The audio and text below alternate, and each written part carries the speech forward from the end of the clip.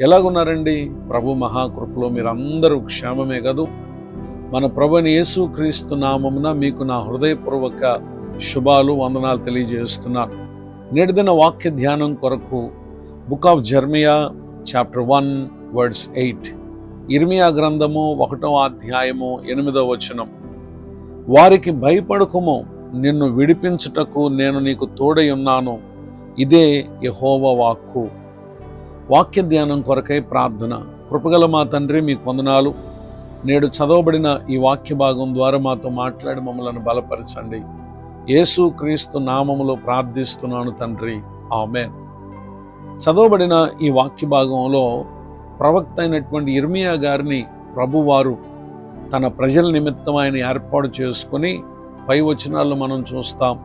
గర్భమందు రూపింపబడకమునిపై నేను నిన్ను ఎరిగి ఉన్నాను, నేను నిన్ను ప్రతిష్ఠించాను అని చెప్పి ప్రభువారు ఇర్మియా గారితో మాట్లాడుతూ వచ్చి, స్వజనులకు తాను భవిష్యత్తులో ఎదుర్కోబోతున్నటువంటి పరిస్థితుల విషయమై నీవు వారికి భయపడొద్దు, నిన్ను విడిపించుటకు నేను నీకు తోడై ఉన్నాను అని చెప్పి ప్రభువారు మాట్లాడుతున్నారు. అంత మాత్రమే కాకుండా వర్స్ 10 10వ వచనంలో రాయబడినటువంటి వాక్యంలో, పెళ్లగించుటకును విరగొట్టుటకును నశింప చేయుటకును పడద్రోయుటకును కట్టుటకును నాటుటకును నేను ఈ దినమున జనముల మీద రాజ్యముల మీద నిన్ను నియమించి ఉన్నానని చెప్పి ప్రభువారు మాట్లాడుతున్నారు. అంతేకాక వర్డ్స్ 19వ వచనంలో కూడా, వారు నీతో యుద్ధం చేతురు గాని నిన్ను విడిపించుటకు నేను నీకు తోడై ఉన్నందున వారు నీపైన విజయము పొందజాలరు, ఇదే యెహోవా వాక్కు.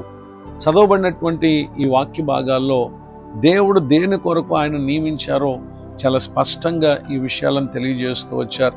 మరి ఆయన సెలవిచ్చిన విధానంలోనే చాప్టర్ 15 వర్డ్స్ 21, 15వ అధ్యాయం 21వ వచనంలోను, చాప్టర్ 26 వర్డ్స్ 24, 26వ అధ్యాయం 24వ వచనంలోను, చాప్టర్ 36 వర్డ్స్ 26, 36వ అధ్యాయం 26వ వచనంలోను, చాప్టర్ 42 వర్డ్స్ 11, 42వ అధ్యాయము 11వ వచనంలో దేవుడు ఇర్మియాను ఏ విధముగా ఆయన తప్పిస్తూ వచ్చారో, కాపాడుతూ వచ్చారో ఆ సంగతులను చదివితే ఎంతో ఆశ్చర్యంగా ఉంటాయి. ఈ మాటలు వింటున్నటువంటి నా ప్రియ సహోదరి సహోదరులు, వాగ్దానం చేయు దేవుడు ఆయన నమ్మదగినటువంటి దేవుడు.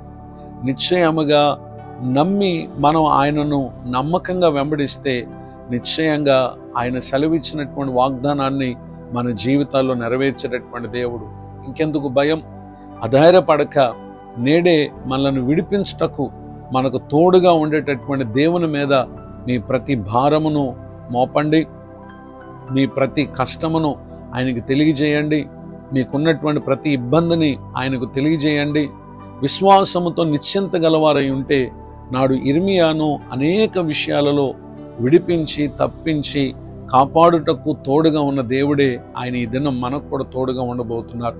ఈ దీవెనకు నా ప్రియులకు మీరు పాత్రులు కావాలని హృదయపూర్వకంగా కోరుతూ మీ కొరకు ప్రార్థిస్తూ ఈ మాటలు ముగిస్తున్నాను. ప్రార్థన.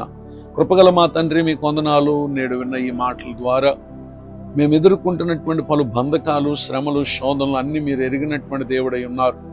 అయితే నేడు మీరు మాకు సెలవిచ్చినటువంటి నీ మాటలను మేము విశ్వసించి వాటిని ఆధారంగా చేసుకుని మా ముందున్నటువంటి జీవిత యాత్రలను మేము ఎదుర్కొనే ప్రతి పరిస్థితుల్లో మమ్మలను నాడు ఇర్మియాను తప్పించినట్లుగానే నీ చిత్తము జరిగించేవారుగా మేము ఉన్నప్పుడు మీరు ఇచ్చినటువంటి కాపుదలు మేము పొందగలమని నమ్ముతున్నాం. దైవజనులను, వారి కుటుంబాన్ని, పరిచయాన్ని దీవించండి. కృంగిన వారిని, దుఃఖితులను, వేదనలో ఉన్నవారు ఈ దినం యేసు క్రీస్తు నామమున విడుదల పొందుదురుగాక.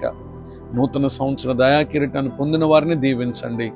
యేసు క్రీస్తు నామములో ప్రార్థిస్తున్నాను తండ్రి, ఆమేన్. తండ్రి, కుమార, పరిశుద్ధాత్మ దేవుడు తోడే నడిపించునుగాక, ఆమేన్.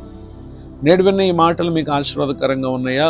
అయితే మీరు పొందు మేలులు మాతో పంచుకోనండి. మీ ప్రార్థన అవసరతలను కూడా మాకు తెలియపరచండి. మమ్మల్ని సంప్రదించుటకు నా cell number 9959141897. God bless you. Have a blessed day. ఇట్లు మీ సహోదరుడు పాస్టర్ విలియం బూత్.